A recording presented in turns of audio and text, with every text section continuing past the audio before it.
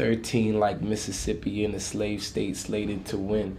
My wind is blowing up, story mode, a nigga gotta maintain with the same slang, same walk, nothing changed but the campaign. Use a mental like a medal, it's an honor. I'm feeling blessed, the sky's not the limit. My talent is calling. God told me go ahead and do your best. You can't buy attention, gotta earn it.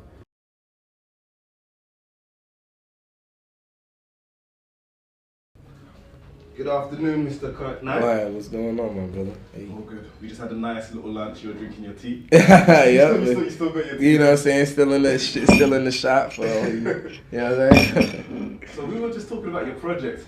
So let me ask you this first and foremost, right?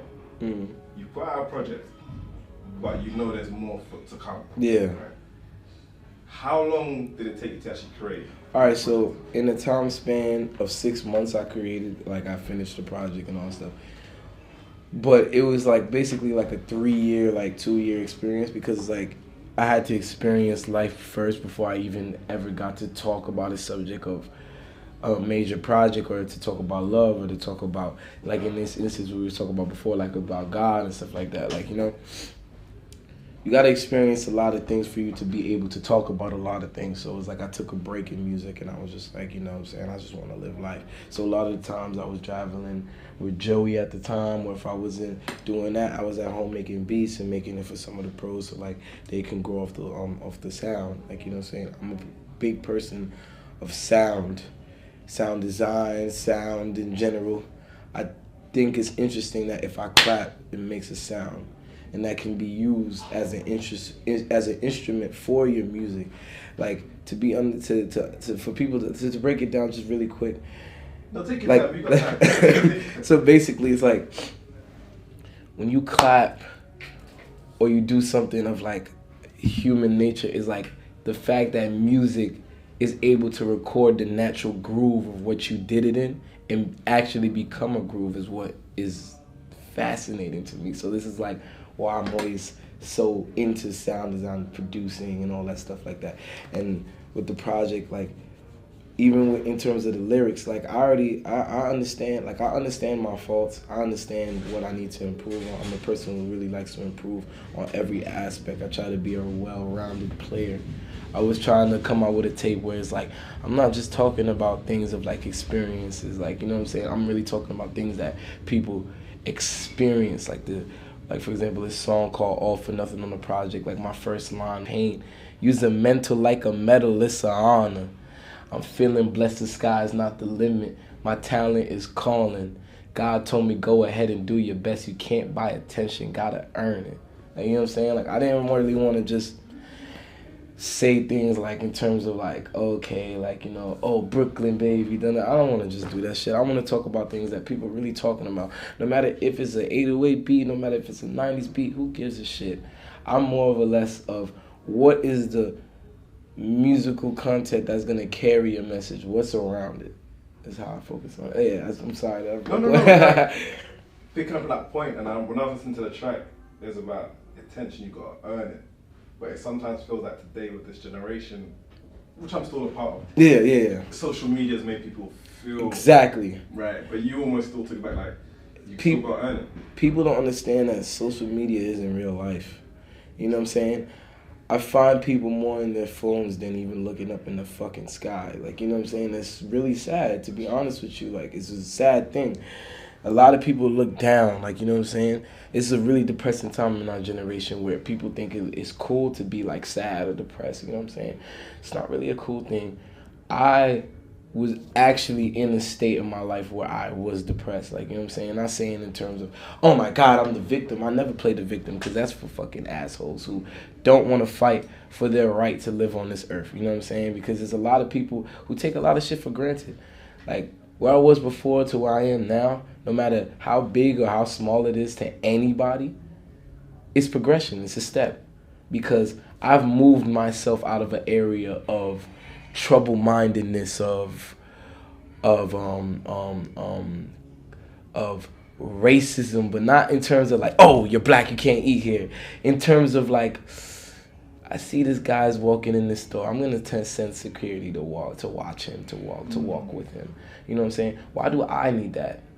Why do I need protection from my own self? Like, you know what I'm saying? People don't understand that. Those are things that really hurt the culture and make the younger generation feel like that being this color of skin is something wrong. Like, you know what I'm saying? Like, a lot of people don't think about that in that light.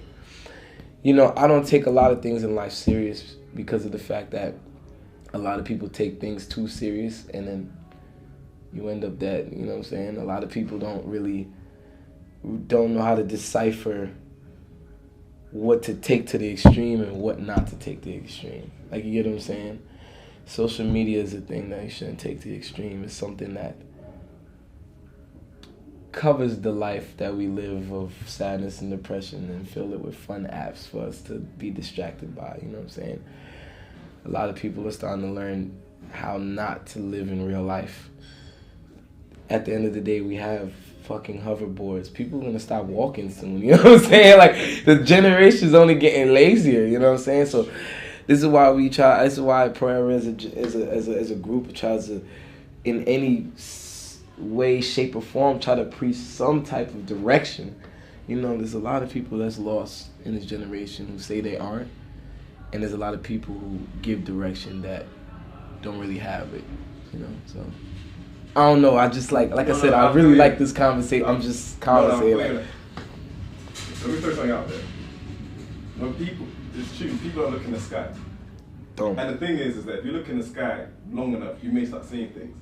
Exactly. So it almost seems like everyone, by default, even a human body, default is looking down. And like no eye contact. No eye contact. No, people don't even look people in the eyes anymore. Mm-hmm. When you're talking to somebody mid-conversation, pull out the iPhone. Yeah, I'm still listening, bro. Come on. Once you start getting into that, it's like you start getting lost in the sauce, you know?